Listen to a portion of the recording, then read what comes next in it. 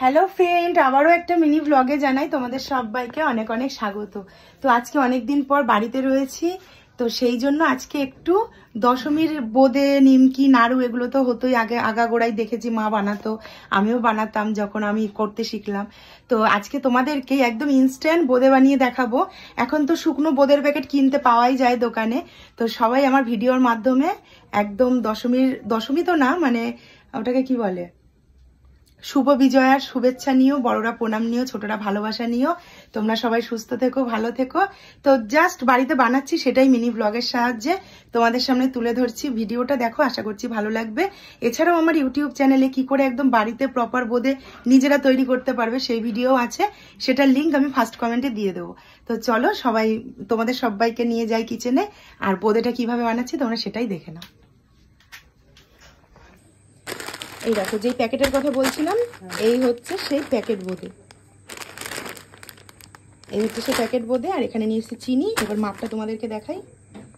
এই একটা বাটির মধ্যে তোমাদেরকে প্যাকেটটা একটুখানি আমি ঢেলে দেখাচ্ছি। দেখো কি সুন্দর হলুদ এবং লাল ঝরঝরে বোঁদে।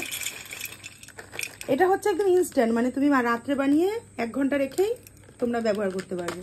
বাড়িতে কেউ আসলে, নাড়ু বানানো থাকলো, নিমকি থাকলো, একটু বোঁদে দিয়ে তাদেরকে একটু স্বাগত দেওয়া জানালে, বা বিজয়ের শুভেচ্ছা জানালে। এমনকি লক্ষ্মী পুজোতেও কিন্তু এই বোঁদে বানিয়ে দেওয়া যায়। লক্ষ্মী পুজোতে এরকম মিষ্টান্ন বাড়িতে বানানো যায়। তো চলো ঢেলে নিয়েছি, দেখো 1 বাটি হয়েছে, মানে নিলাম 2 প্যাকেট। এবার চিনির পরিমাপটা তোমাদেরকে জানাবো।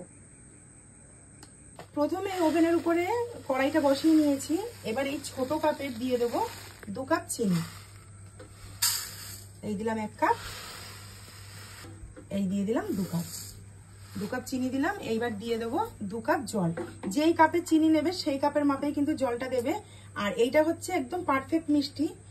আর তোমরা যদি একটু বেশি চিনি পছন্দ করো, মানে বোঁদেটা একটু আঠালো পছন্দ করো, তাহলে কিন্তু চিনির পরিমাপটা আর একটুখানি বাড়িয়ে দিও। এই দিয়ে দিলাম 2 কাপ জল। এবার ওভেনটা অন করে দেবো। চিনিটাকে এবার গলার অপেক্ষা। একটু হাতা দিয়ে নাড়িয়ে চাড়িয়ে দেবো, যেহেতু চিনি তো নিচে লেগে যেতে পারে।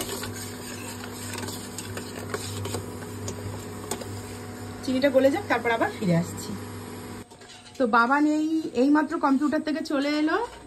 আর আমি বেশিক্ষণ দাঁড়াতে পারি না বলে আমি চেয়ারে বসে ভিডিওটা করছি, আর মা ভিডিওটা করে দিচ্ছিল। ওই মানে চিনিটা একটু নাড়িয়ে দিচ্ছিল যে তুই বস, তুই ঘেমে যাচ্ছিস। আর বাবান বলো আজকে কি বানাচ্ছি আমি? বোঁদে। তোমার আগের দিন বানিয়েছিলাম, কেমন লেগেছে? ভালো। বলো কিছু। ভালো লাগে, আমার খুব ভালো লাগে, তাই মা বানিয়েছে। ওই তোমার আবদারে বানানো হচ্ছে, সেটা বলো। সেটা বলছো না কেন? চালাকি বুদ্ধি। তো এখানে দেখো চিনিটা একদম গলে গেছে, ফুটে একদম তরল হয়ে গেছে। এবার শুকনো বোঁদেটা দিয়ে দিলাম একদম এই চিনির রসের মধ্যে। এইবার জাস্ট 1 মিনিটই একটুখানি এরকম নাড়াচাড়া করে গ্যাসটাকে লো করে। হ্যাঁ, গরম গরম বোঁদে গরম গরম বোঁদে খাবা। এই যে এরকম ফুটলো, এবার 1 মিনিট এরকম থাকবে, তারপরে ঢাকা দিয়ে রেখে দেবো। তো 1 ঘন্টা পরে বোঁদেগুলো যখন একদম রসে ডুবে যাবে, তারপরে তোমাদেরকে দেখাচ্ছি যে কেমন ঝরঝরে বোঁদে, একদম বাড়িতে বানানো, খুবই সহজ।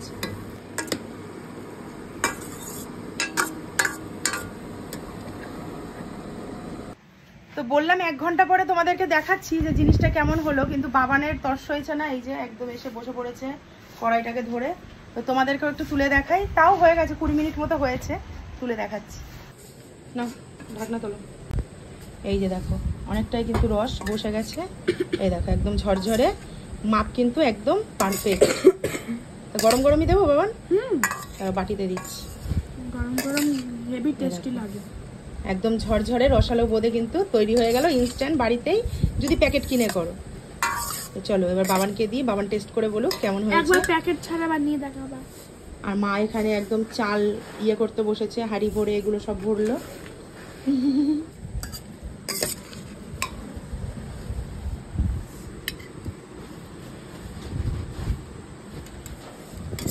দাঁড়াও আসবি, দাও। লালটা কম, লালটা বেশি দেখতে ভালো লাগে না। খাও, গরম কিন্তু, ফু দিয়ে খাও। মিষ্টি হয়েছে, পুরো দোকানের মতন গন্ধটা হচ্ছে। আর ঠান্ডা ভালো লাগে না গরমটা ভালো লাগছে? দুটোই ভালো লাগে। আগের দিন তো রুটি দিয়ে খেয়েছিল, আর আজকে শুধু গরম গরম ভরে। এবার সবারটা বাড়ি। আর আমাদের পকন গেছে উপরে বই পড়তে, ওই জন্য তাকে দেখা যাচ্ছে না। তাহলে আজকের এই ছোট ব্লগটা এখানেই শেষ করলাম। কেমন লাগলো অবশ্যই জানিও। মন থেকে সবাইকে বলছি সুস্থ থেকো, ভালো থেকো। সামনে কালী পুজো আসছে, ভাইফোঁটা আসছে। আশা রাখছি ছোট ছোট অনেক ব্লগ তোমাদের সামনে আনতে পারবো। আর এই সোমবার আবার ডাক্তারের মানে হসপিটালের ডেট আছে, যদি হসপিটালে যাই, যদি রিপোর্ট ভালো আসে তাহলে ওষুধ দিয়ে ছেড়ে দেবে, নচেত আবার ভর্তি রাখবে, আবার সেই কষ্ট। তো যেটাই হবে না কেন তোমাদেরকে অবশ্যই জানাবো। তো আজকের মতো ভিডিওটা এখানেই শেষ করছি।